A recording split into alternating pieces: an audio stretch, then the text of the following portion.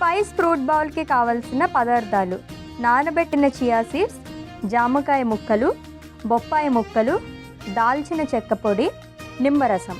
Spice fruit బౌల్కి కావాల్సిన పదార్థాలు చూసాం కదండి, ప్రాసెస్లోకి వెళ్ళిపోతాం. పర్టికులర్గా ఈ ఇంగ్రీడియంట్సే తీసుకోవడానికి రీజన్ ఏంటి? ఫ్రూట్స్లో ఇంకా చాలా ఫ్రూట్స్ ఉంటాయి కదా, జామకాయ అండ్ అలాగే పప్పాయ రెండు తీసుకున్నారు. దీనివల్ల ఏంటి ఉపయోగం మైగ్రేన్తో బాధపడే వాళ్ళకి? సో వైటమిన్ సి కూడా వాళ్ళకి చాలా మైగ్రేన్ అటాక్స్ వచ్చినప్పుడు పెయిన్ రిలీఫ్కి అండ్ ఇన్ఫ్లమేషన్ తగ్గించడానికి వైటమిన్ సి కూడా చాలా హెల్ప్ చేస్తుంది అశ్విని. అందుకే ఇక్కడ తీసుకున్న వాటిలో నేను మెయిన్గా వైటమిన్ సి ఎక్కువగా ఉన్న వాటి మీదే ఫోకస్ చేశాను. నిమ్మకాయ కానీ, జామకాయ కానీ, పప్పాయ కానీ ఇవి మనకి ఇన్ఫ్లమేషన్ని తగ్గిస్తూ వైటమిన్ సి ఎక్కువగా ప్రొవైడ్ చేస్తుంది అనమాట. ఓకే, సో ఇంకా కావాలంటే వైటమిన్ సి ఉండే రిచ్ ఫుడ్స్ కూడా మనం తీసుకోవచ్చు, లైక్ ఇంకా ఫ్రూట్స్ కూడా తీసుకోవచ్చు, ఆరెంజెస్ కానీ అలా తీసుకోవచ్చు. ఓకే, సో మైగ్రేన్ వచ్చినప్పుడు తీసుకుంటే ఎంత శాతం తగ్గుతుంది? సో ఆ సివియారిటీ అనేది కొద్దిగా తగ్గుతుంది అశ్విని. కొంచెం పెయిన్లో రిలీఫ్ అనేది ఉంటుంది, కంప్లీట్గా ఏం తగ్గిపోదు, కొంచెం రిలీఫ్ అయితే వస్తుంది. ఓకే, సో ముందు మనం మాట్లాడుకున్నాం 2 days, ఒకసారి రివైజ్ చేసుకుందాం మళ్ళీ. సో అసలు మైగ్రేన్ అంటే ఏంటి, ఎక్కువగా ఎవరికి వచ్చే ఛాన్సెస్ ఉంటాయి? సో మైగ్రేన్ వచ్చేసరికి మనకు అదొక న్యూరలాజికల్ డిసార్డర్ అని చెప్పేసి అంటామన్నమాట. అది మనకి ఎక్కువగా బ్రెయిన్ని అఫెక్ట్ చేస్తుంది. సో ఇది వచ్చేసరికి మేల్స్లో కంపేర్ చేస్తే మనకి ఫీమేల్స్లోనే ఎక్కువగా వస్తుంది అనమాట.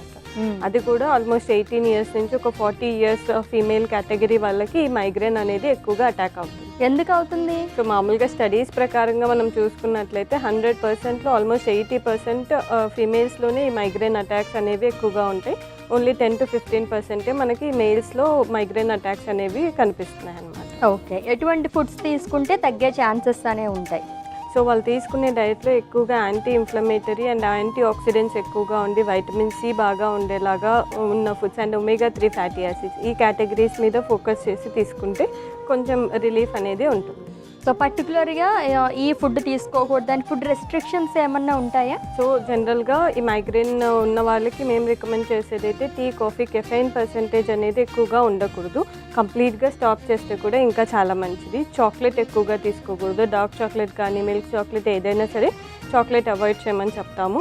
ప్రాసెస్డ్ ఫుడ్స్ ఎక్కువగా తీసుకోకూడదు. డైరీ ప్రోడక్ట్స్ ఎక్కువగా తీసుకోకూడదు. ప్యాకేజ్డ్ ఫుడ్స్ ఉంటాయి కదా, ఏవైనా సరే ప్రిజర్వ్ చేసి తీసుకునేవి ఇవి. And sugars, any form of sugars కూడా అవాయిడ్ చేయమని చెప్తాం. ఇవి కాకుండా ఇంట్లో మామూలుగా పప్పు దినుసులు కానీ లేదంటే కూరగాయలు కానీ అన్నీ తీసుకోవచ్చు. ఓకే, సరే రెసిపీలోకి వెళ్ళిపోదామా? ఖచ్చితంగా. ఓకే, ఏం చేయాలి? మొత్తం కట్ చేసి తీసుకొచ్చారు ఆల్రెడీ. ఎందుకంటే నేను చెప్పాను కదా, మైగ్రేన్ ఉన్నప్పుడు నువ్వు కట్ చేస్తూ ఇవన్నీ కట్ చేయాలి అంటే వాళ్ళకి ఇంకా పెద్ద ప్రాసెస్ అనిపిస్తుంది. అందుకోసమే నేను కట్ చేసి ముందుగా రెడీ పెట్టుకున్నాను, సో దట్ వాళ్ళకి క్విక్ ప్రాసెస్ అనిపిస్తుంది. ఇక్కడైతే మీరు కట్ చేసి పెట్టారు, వాళ్ళకి ఎవరు కట్ చేసి పెడతారు? చాపర్ ఉంటుంది కదా, జస్ట్ దాన్ని కడిగేసి ఒక్కసారి చాపర్లో అంటే కట్ అయిపోతుంది. ఓ చూసారా, అలా కట్ చేసుకోండి మీరు కూడా. సరే, అయితే ఏం చేద్దాం చెప్పండి. సో మనం దీన్ని మిక్సింగ్ బౌల్లో ప్రిపేర్ చేసుకోండి. ఓకే, సో ఫస్ట్ నేను కట్ చేసిన జామకాయ ముక్కలు యాడ్ చేస్తాను. ఒక స్పూన్ ఇవ్వరు. నెక్స్ట్ కట్ చేసిన పపాయ యాడ్ చేస్తాను. మీ డ్రెస్ కలర్లో ఉన్న 2 కలర్స్ యాడ్ చేశారు తెలుసా ఇప్పుడు? అది అలా కలిసి వచ్చింది అంటే నేను ప్లాన్ చేయలేదు. సో దీంట్లోకి కొద్దిగా నిమ్మకాయ పిండుకో. అండ్ నెక్స్ట్ నానబెట్టిన చియా సీడ్స్ యాడ్ చేస్తాను. ఓకే, దీన్ని ఒకసారి కలిపేస్తాను.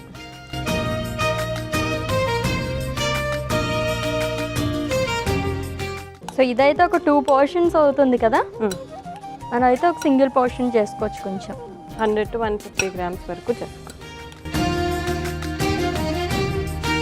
సో నెక్స్ట్ దాల్చిన చెక్కను కూడా నేను పొడిలాగా చేసి పెట్టుకున్నాను, ఇది కూడా యాడ్ చేస్తాను. ఓకే,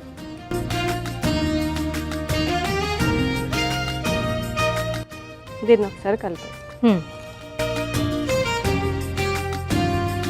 మిక్స్ చేసేసుకున్నాం అశ్విని. దీన్ని మనం సర్వింగ్ బౌల్లో తీసేసుకున్నాం. ఓకే, సో సర్వింగ్ బౌల్లోకి తీసేసుకుందాము. సో అంత ప్రాసెస్ అయితే అయిపోయింది కదా? ఎస్, అయిపోయింది. ఓకే, మరి నాకు కొన్ని క్వశ్చన్స్ ఉన్నాయి ఇంకా మైగ్రేన్ పైన. ఖచ్చితంగా.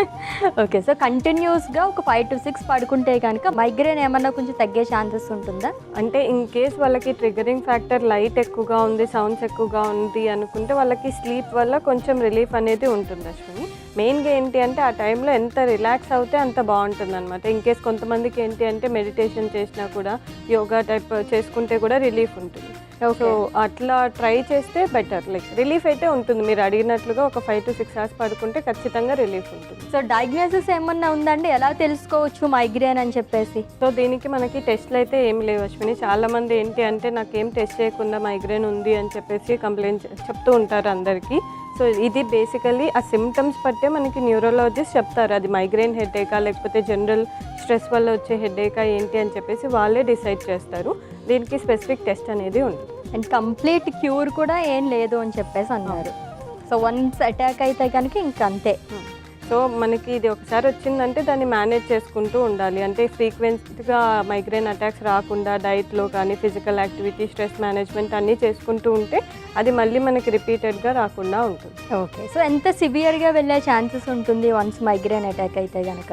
సో ఇన్ కేస్ మనం దాన్ని ప్రాపర్ మేనేజ్మెంట్ అనేది చేసుకోలేదు అంటే మన డైలీ యాక్టివిటీస్ అసలు అంటే ఇంకెప్పుడు పడుకొనే ఉండాలన్నట్లు ఉంటుంది. మన డైలీ రొటీన్ కానీ వర్క్ కానీ అన్నీ డిస్టర్బ్ అవుతాయి అన్నమాట.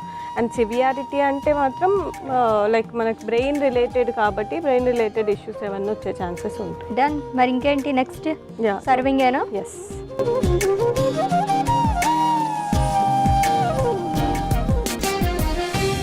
అశ్విని మన స్పైస్ ఫ్రూట్ బౌల్ రెడీ అయిపోయింది, taste. Okay. Yes, colourful spice fruit bowl ready అయిపోయిందండి. టేస్ట్ చేసే ముందు దీనికి కావాల్సిన పదార్థాలు, తయారీ విధానం ఒకసారి చూద్దాం. స్పైస్ ఫ్రూట్ బౌల్కి కావాల్సిన పదార్థాలు: నానబెట్టిన చియా సీడ్స్, జామకాయ ముక్కలు, బొప్పాయి ముక్కలు, దాల్చిన చెక్క పొడి, నిమ్మరసం.